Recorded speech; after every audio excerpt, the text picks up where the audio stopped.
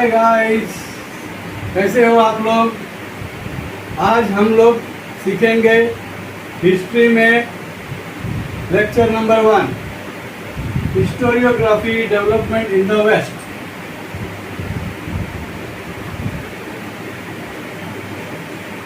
तो सबसे पहला क्या है, यहाँ पर 3 टॉपिक आता है, रिसर्च, राइटिंग, स्टडीज। तो हिस्ट्री का रिसर्च कैसे होता है और हिस्ट्री लिखी कैसे जाती है और हिस्ट्री की स्टडीज कैसे होती है। तो आमतौर पे देखा गया है कि 2 प्रकार के होते हैं, फिजिकल और नेचुरल साइंसेस। फिजिकल और नेचुरल साइंसेस को रिसर्च करने के लिए लेबोरेटरी है। लेबोरेटरी में एक्सपेरिमेंट करते हैं और फिर उस पे ऑब्जर्वेशन करते हैं। मगर हिस्ट्री में ऐसा नहीं कर सकते। हिस्ट्री में इसलिए नहीं कर सकते क्योंकि हम वहां पर हाजिर नहीं थे ना।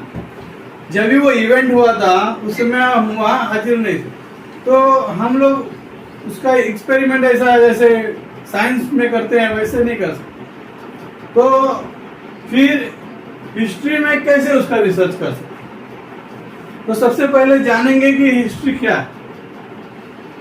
हिस्ट्री है इतिहास, मतलब जो पास्ट में हुआ है उसी को इतिहास कहते हैं। और उसकी जरूरत क्यों है? उसकी जरूरत इसलिए है क्योंकि पास्ट में जो भी हमारे राजा थे या जो भी महापुरुष थे, उन्होंने जो जो काम किया था, गुड डीड्स या जो जो कर्म किया था, तो वो अच्छा भी होगा और बुरा भी होगा। तो उसका जो अच्छा पॉइंट है, जो नॉलेजेबल पॉइंट, तो जो वो जनरेशन थी वो नेक्स्ट जनरेशन को ट्रांसफर करती है। उनका जो अच्छा था, जैसे शिवाजी महाराज थे, उन्होंने इंडियन नेवी को फाउंड किया, तो उन्होंने नेक्स्ट जनरेशन हम लोग को दिया इंडियन नेवी। वो टाइम पे वो समुद्र पे नजर रखते थे, मुरुड जंजीरा से और सिंधुदुर्ग से, ये सब किला बनाया था उन्होंने। तो अंग्रेज लोग बहुत डरते थे अंदर आते समय, तो जब तक शिवाजी महाराज थे तब तक उनको आ ही नहीं सके वो। तो इसलिए हिस्ट्री की ज्यादा जरूरत इसलिए पड़ती है क्योंकि हिस्ट्री से क्या होगा, अगर पास्ट में किसी ने लिख के रखा या प्रेजेंट में भी किसी ने लिख के रखा, तो हम उसको उस नॉलेज को नेक्स्ट जनरेशन को दे सकते हैं। और जो भी गलतियां की होगी किसी महापुरुष ने, किसी राजा ने पास्ट में, तो जब वो उसको रीड करेंगे तो जो न्यू जनरेशन होगी वो गलती करेगी नहीं। तो उससे क्या होगा, इससे ऐसा होगा कि हम लोग में डेवलपमेंट आएगा। जो न्यू जनरेशन होगी वो आगे और डेवलप होगी और आगे बढ़ेगी। जैसे पुराने जमाने में किला बनाते थे, तो पत्थर को जोड़ा जाता था गुड़ से और कुछ अलग एक केमिकल रहता था, कुछ रहता था, उससे जोड़ते थे। और वो किला आज तक टिका हुआ है। और हम लोग यहाँ पर घर बनाते हैं या बिल्डिंग बनाते हैं तो 6-7 साल में ही तोड़ना पड़ता है। सोचिए उनका कितना नॉलेज था। अगर वो नॉलेज अगर हम लोग को मिल जाए, अगर हम लोग उनके रास्ते पे चले, तो हम लोग कितना आगे जाएंगे। तो एडवांस होने के लिए हमें हिस्ट्री की बहुत ज्यादा जरूरत है। तो इसलिए हिस्ट्री सीखेंगे। तो ये है लेक्चर नंबर 1। तो इसके 3 है, देखो, रिसर्च करना है हिस्ट्री पे, और हिस्ट्री के ऊपर हिस्ट्री राइटिंग करना और हिस्ट्री स्टडीज करना। अभी हिस्ट्री रिसर्च करने के लिए क्या करना पड़ता है, पास्ट इवेंट्स होते हैं। पास्ट इवेंट्स जैसे मेडिवल एज पकड़ लो, जैसे सतयुग में रामचंद्र जी थे, द्वापर में कृष्ण का जन्म हुआ, और फिर कलयुग में बाकी है। तो कलयुग में कल की अवतार होने वाला है, ऐसा लोगों ने बोलते हैं, मगर वो पता नहीं, आदमी हो सकता है। तो जैसे मैंने एक एग्जांपल दिया, ऐसे एक क्रोनोलॉजिकल ऑर्डर से, एक सीरियल से एक लिस्ट बनाते हैं हम लोग पास्ट इवेंट्स का। दिस पास्ट इवेंट्स का, जो भी बीते इवेंट्स की एक लिस्ट बनाते हैं। वो उस पास्ट इवेंट में, वो पर्टिकुलर ईयर में वहां पर क्या इवेंट हुआ। जैसे बाबा साहब अम्बेडकर ने संविधान लिख दिया, जैसे हम लोग आजाद हो गए थे, हैं? तो हम लोग का कैसे होता है, एक 15 अगस्त होता है और एक 26 जनवरी होता है, हैं? तो एक इंडिपेंडेंस डे मनाते हैं, एक रिपब्लिक डे मनाते हैं। तो जब भी बाबा साहब अम्बेडकर ने जो संविधान लिख दिया था, फिर उसको अमल कभी किया गया 26 जनवरी, तो हम लोग को पूरा इंडिपेंडेंस मिल गया। हम लोग का जो देश था पहले राजाओं का गुलाम था, एक एक बदमाश राजा थे, मगर कुछ ऐसे राजा हुए जिन्होंने हम लोग को मार्गदर्शन किया। जैसे शिवाजी महाराज, उनके गुरु थे स्वामी रामदास, उन्होंने दास बोध लिखा। वो दास बोध पढ़ के बहुत लोगों ने अच्छे अच्छे रास्ते पे चले। उस दास बोध को पढ़ के जो ग्रंथ जो लिखा था उन्होंने, तो उसके रास्ते पे चल के शिवाजी महाराज भी सब अच्छा अच्छा काम करते थे। तो ऐसे ही पास्ट इवेंट्स होता है।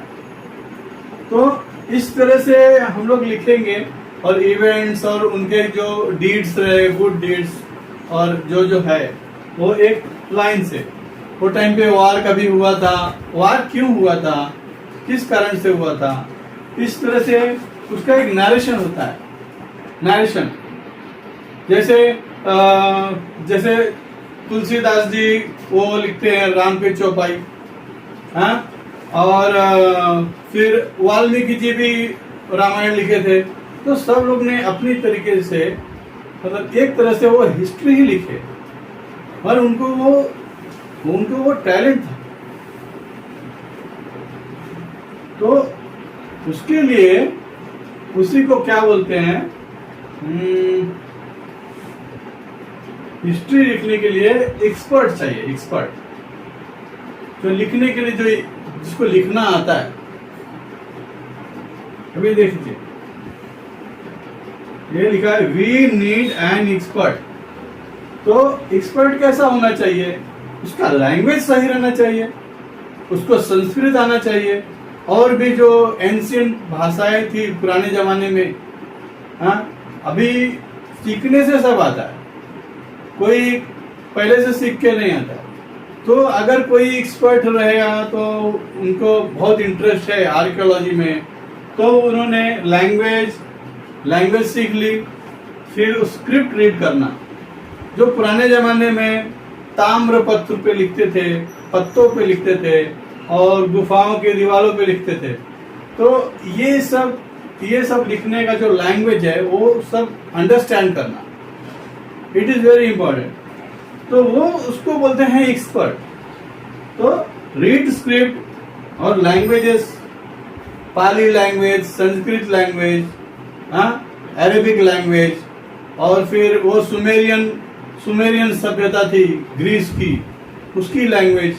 तो ऐसी अलग अलग लैंग्वेजेस की अगर वो स्टडी किया रहेगा, तो he can do properly research.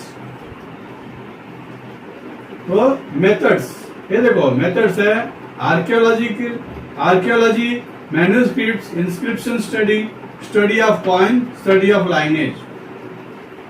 तो हमको अगर खोज करना है पास्ट में क्या हुआ है, तो उसके लिए ये मेथड्स है। आर्कियोलॉजी मतलब ऐसा हिस्टोरिक प्लेस है जहां राम का जन्म हुआ, जैसे अयोध्या, जहां पर महाभारत युद्ध हुआ था, जैसे कुरुक्षेत्र। तो अगर वहां पर हम खोदे जमीन में, तो कुछ ना कुछ तो मिलेगा ना। तो ऐसा है, तो उस हिसाब से इसको आर्कियोलॉजी बोलते हैं। और ये हुआ मैन्युस्क्रिप्ट्स। मतलब मैन्युस्क्रिप्ट्स ऐसा है कि किसी ऋषि मुनि महापुरुष, फॉर एग्जाम्पल रामदास स्वामी, फिर भक्त तुलसीदास और हमारे पूज्य ज्ञानेश्वर जी महाराज, जिन्होंने रेड़े को भी वो रेड़े को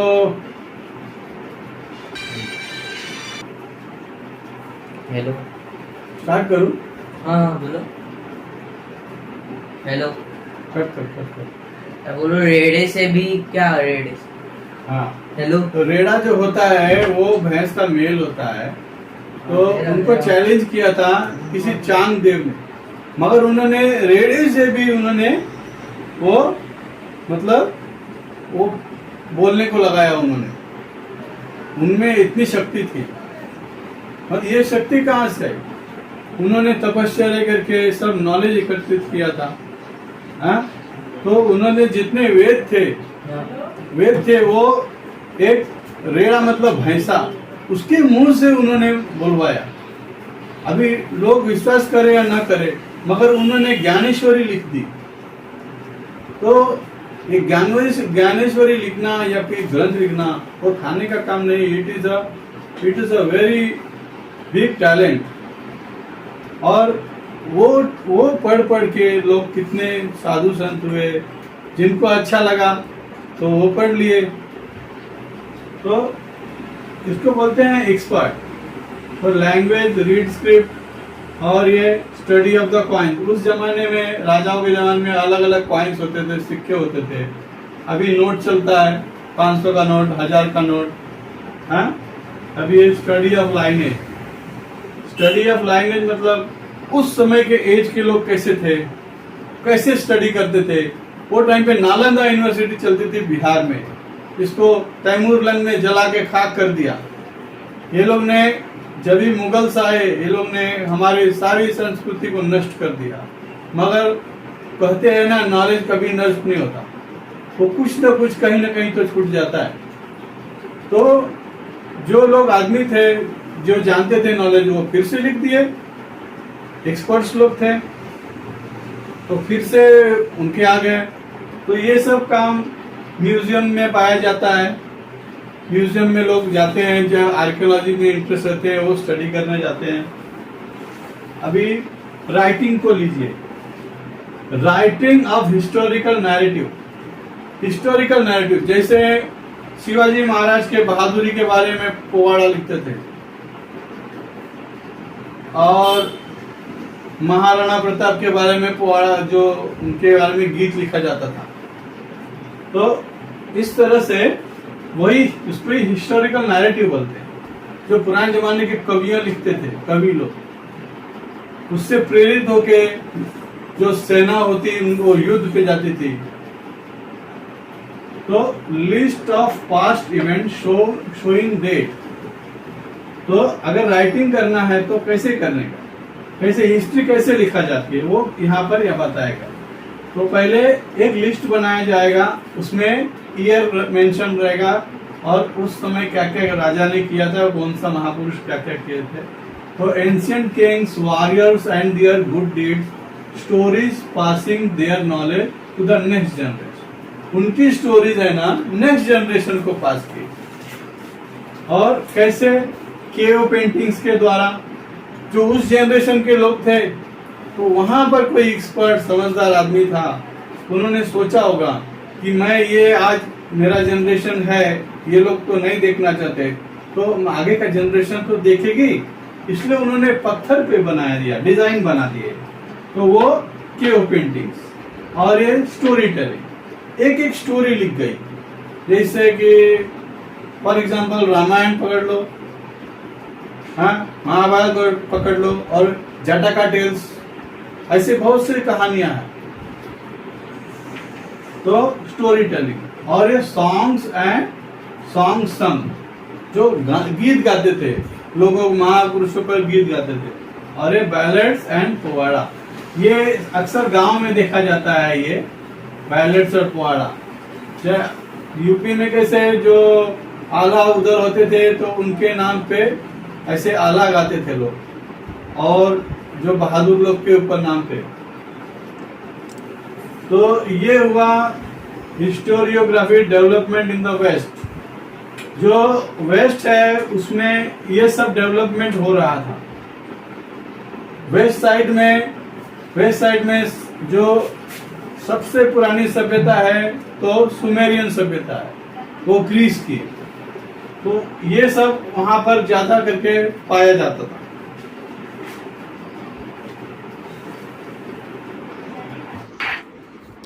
तो गाइस लेक्चर 1 ख़त्म। लेक्चर 2 बहुत जल्दी आएगा, तो आप लोग लाइक सब्सक्राइब करके शेयर भी कर देना कि आपके बाकी दोस्तों को पता लगे। और भी कुछ आपको डाउट हो वो कमेंट में पूछना। आपको जो भी सिखाया है वो आपको लिंक डिस्क्रिप्शन में मिल जाएगा, स्टेटमेंट में वो भी। और थैंक्स फॉर वॉचिंग गाइस। हम लोग को सपोर्ट करो और लाइक सब्सक्राइब करना मत भूलिएगा। सब्सक्राइब करके शेयर भी कर देना और बेल नोटिफिकेशन भी डाल देना, क्योंकि आगे का लेक्चर आए तो मालूम चले। और आपको ये लेक्चर कैसा लगा, जो भी आपके डाउट्स हैं वो पूछना मत भूलिएगा यार, प्लीज़। ओके, पूछना मत भूलिएगा, क्योंकि हम लोग को मेन कॉन्सेप्ट ही है कि आप लोग को समझाना है और रट्टा नहीं माराना है, ठीक है। और जो भी आपको डाउट है वो इसके लिए कमेंट सेक्शन दिया है, पूछ लेना उधर। ओके, तो मिलते हैं अगली वीडियो में, तब तक के बाय बाय। लेक्चर 2 बहुत जल्दी आएगा।